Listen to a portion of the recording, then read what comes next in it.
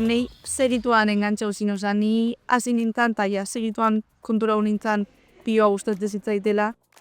Hori, azkenean sentitzezulako, benetan, aldezula eta zure burua pixkanaka hobeto ikusten zuazula.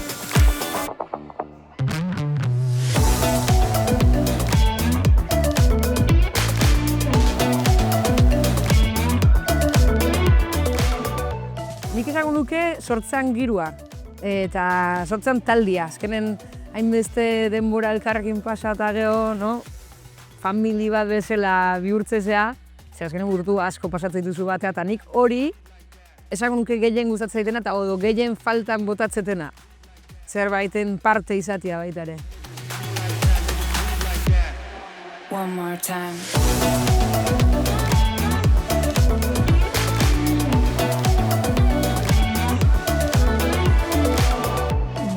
Gustatzen zait, oso lagunak itia, ruta batzuek, paisajiak ikusten duzu, jetxibera, illoera, kurbakin, malekoitik ibili taldiakin gozatzen, gehiena,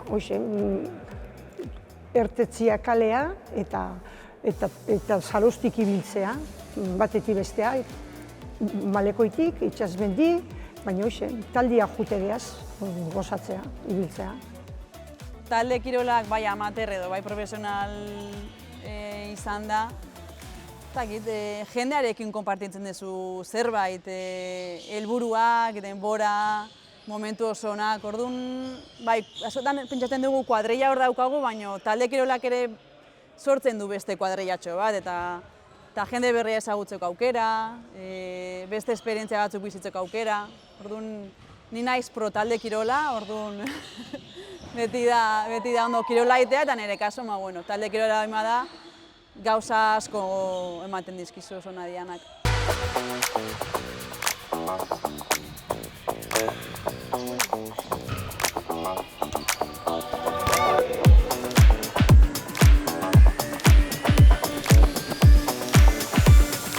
Nahi altrofilo gustatzen zait piloa.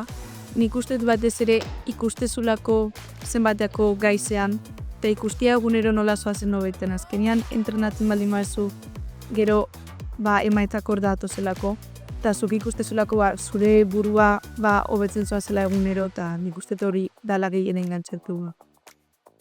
Gazte hauek egiten duen malabarismo asko. Ni, por ejemplo, ez egiten malabarismo asko.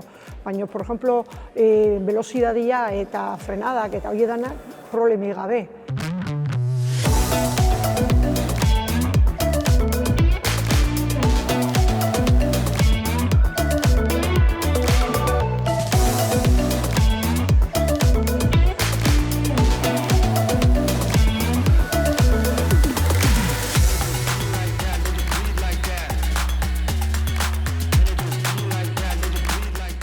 Oso gazte iritsi nintzanean, umetxo bat izan da, jende oso sarrarekin ere inguruan, ni baino 10-15 urteko aldea zuten jendearekin zerbait partekatzean, niretzat hori oso arraroa zen, eta hori ere ikasi behar izan nuen oso azkar.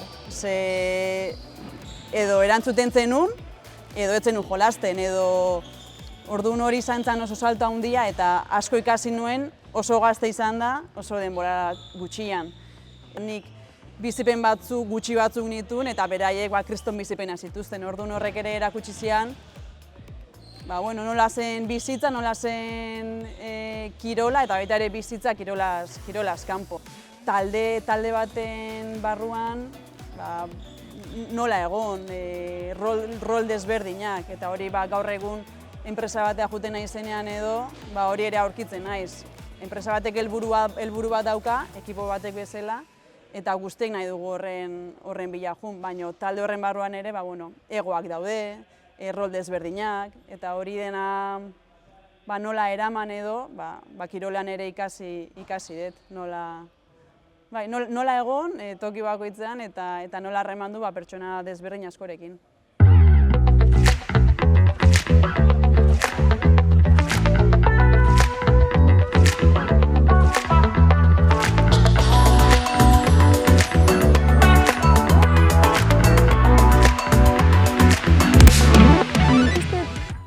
Halterofilia azkenean bai da bakarkako kirol bat, baina nik uste jendeak bai pentsatzeula igual oso bakarkakoa dela eta ez dela hainbeste.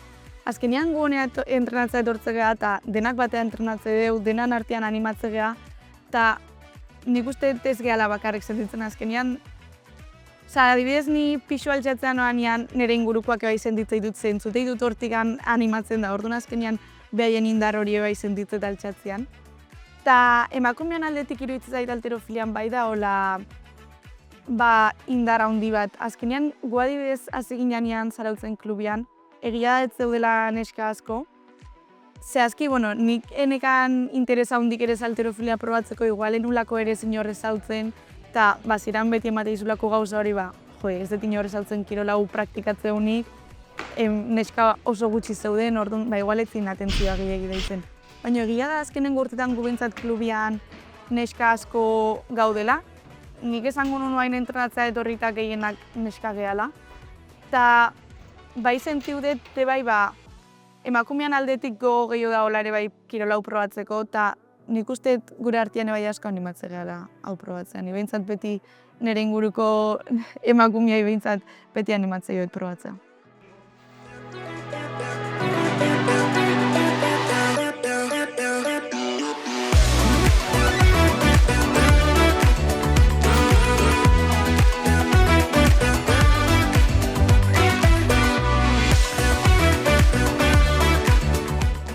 Indar kirol bat izatean, igual beti dagoela komentarioren bat edo azkenean igual emakume batek indar kirol bat itia, igual oain arte ez dalako izan nahi ondo ikusia. Oain iruditzen zait pixkanaka egia dela emakume gehiago eta gehiago ideala indar kirolak praktikatzen. Alde hortatiko bekuntza ondala gizartean, aurrerapen hori ikustia emakumeak bai alduela indartsu egon eta hori ez dagoela gaizki, azkenean igual oain arte pixkat gaizki ikusi izan dalako. Eta nik uste nik behitzen ere inguruan neskapi ikuste ditut diozta gehiago nahi duenak indar kirolen bat praktikau eta indartsu ikusi behin burua. Nik uste gaur egun ja ez dela gaizki ikusten emakume batek bai muskuluak izatea. Azkenen exigitu beharko litzaiguela bai neskaen futbola, ni futbolai buruz hain naiz, eta bai mutilena maila berian. Leheno adibidez, 10 urte atzea, behaiei exigitzen zitzaiena mutilezkoei eta neskei nik uste hor bai zehola aldia, ze mutilak dana inda zeukaten, ez? Mutilak iristezian da bere parkina, bere dana bere arropa prest, dana inda zegaen, eta gu aldidez dana borrokatu bergenun. Eta ni baino lehenagokoak zerrekin, Gurutze Lama, Maite Lizaso, Laura Gomez, horiek borrokatu zuen asko, gauza txikik, baina esati zute, bakarrik ordutegia. Mutilak garratzeko 6etan entrenatzen zuen, eta gu garratzeko 8etan. Zelaiak behaiek oberenak, eta gu hor goian zeudenak, hoi dana, jasan dugu, ez? Eta esatezu, zeba gu, ez? Eta zeba ez behaiek. Azkenen desberdintasun, nik uste ez da balantza hori, inberga ugalatu, ez bata beste baino gehiago. Eta hortako ere, kontziente izan bergean danak.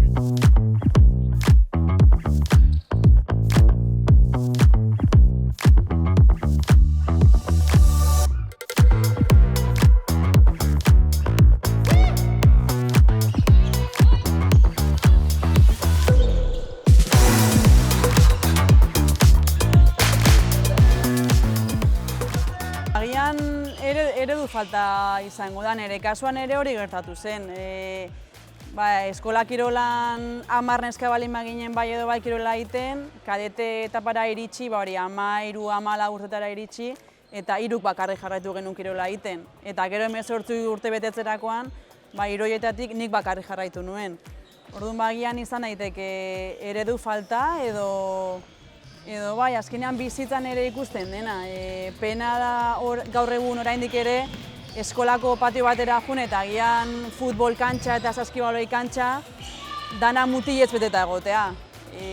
Gero ere da agian neskan pertsonalitatea ere. Ni nire kasuan gaztean itzanean, dana mutila zeuden eta bani tartean. Agian niri berdin zitzaidan, baina neska askori agian ez dute inguru hortan egon nahi.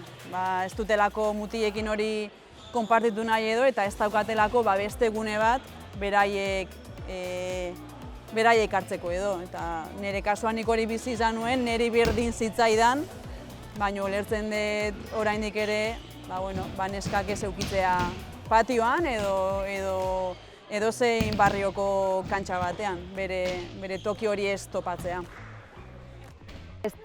Entrenatzaile emakumezkoa ez otiak, nik uste baita ere beldurra nola egondan futbol munduan, emakumezkoeketan edo arbitrokin baita ere ikusi izan dugu nola kanpoko jendiak nola gainez gaitezun, ardurak hartzean da nola hainbesteko kaina jaso duen, nik uste pixket igual hortik edo hori nahi de pentsatu ez, zeba ez da hon emakumezkoen entrenatzailea.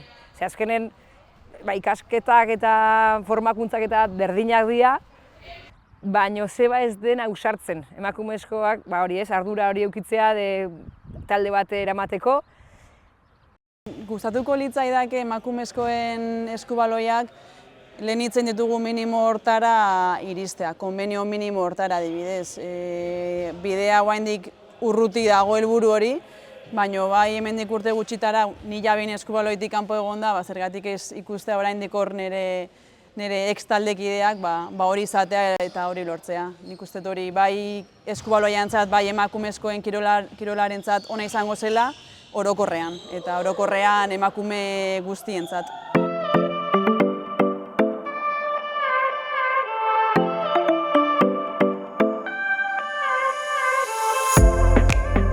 Askotan galdetzen digute, baina hortara dedikatzen zea, bai, gure lanbidea hori zen, exigentziak askoko lanbidea, egunero entrenatzen genuen, batzutan goiz arratsalde, bidaia asko, etxetik kanpo egun, asteburu asko.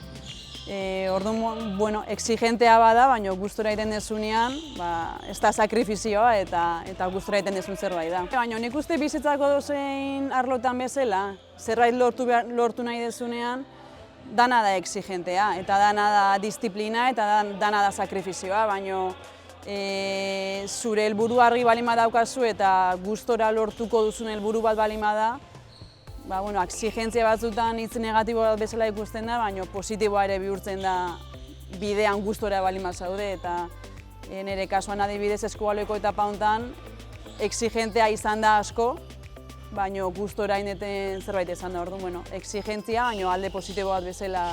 Bai, nire alinekoak ez daka kompetizia asko, egia esan. Claro, gazteok kompetizia gehiago dazka, eta federatzea zenean, Kampeonato Gipuzkoa o Kampeonato Euskadi, nire alinekoa gutxi etortzeiaz. Eta, ite naiz federatu, eta gero, normalian, jute naiz, erabazio bigarren o ibiltzen naiz, porque ez dakat jende asko nire harineko jute jazena kampeonatoa. Nik uste garrantzitsuena konstantzia dela, azkenean zuk zure entrenamenduak ite baldin baituzu eta pixkanaka hobetzen baldin mazoaz bazkenean, hobekuntza txiki horiek hobekuntza handiago bat eramate izuela, eta nik uste mantentzia disiplina hori oso garrantzitsua da.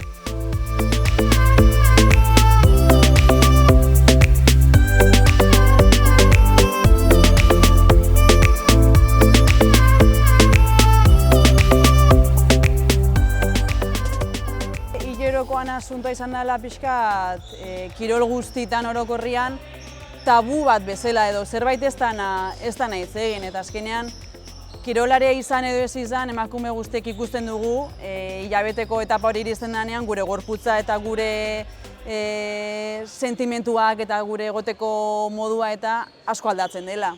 Horren inguruan ez daude ikerketa asko, eskubaloian 0, bai ikusten da gutxinaka futbolean ere tema hori ateratzen nahi dela eta ikerketa gehiago ikusten nahi dela. Guain dela urte batzuk edo ikusi nun, Estatu Batuetako emakumezkoen futboleko selekzioa, kontrolatzen zutela jokalarien hilerokoa, konpetitzeko momentu hortan denak berdin eta ondo egoteko. Hori ere, ze puntutaraino den ona emakumearen gorputzarako hori ere ikertu beharko zen. Baina behintzat, zerbait piztu den zerbait da, eta jan hortik joan da, hartuko du garrantzi hori. Hori, gu hilerokoa jetxe eta egun hortan partidua alein baduzu, berdin du, hilerokoa duzun edo ez, 100% behar dezu, baina zu ez zaude 100%. Hori bain ikusten izan dela pixkat, pixkanaka indan hobekuntzat, igual osasun mentalataz ere bai hitzeitia normaltasun gehiokin, igual leheno etzalako hainbeste hitzeitin edo igual gai tabu bat bezala ikustezalako. Adibidez, nik Simone Bilesen dokumentala ikusi nun pixkat horrei buruz hitzaitezuna eta piloa lagundu zin ulertzare bai, naizta kirolain edo zein maieta beti garrantzitsuena zure buruakin ondo sentitzea dela eta disfrutatzea egiten zaudena eta ze bestela. Ez azkenean ez duela ezertako balio zozeitia zuri benetan betetze ez dizuna.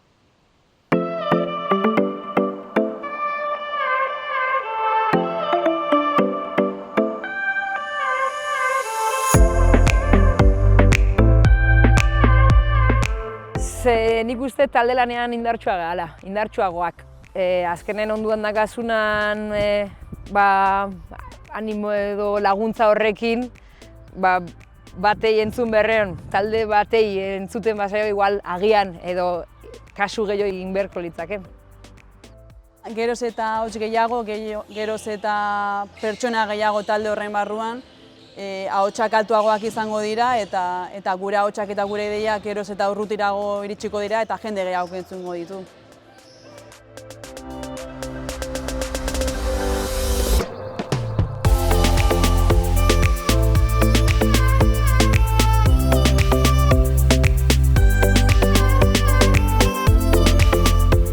Marina Agüez futbolista bezala bizi hori aukera hori eukitzia, neska asko gustatuko litzaiokeena lehenengo mailan jolaste hori ni naizela kontziente eta oso eskertuta nagoela. Eta hori, gehien bat.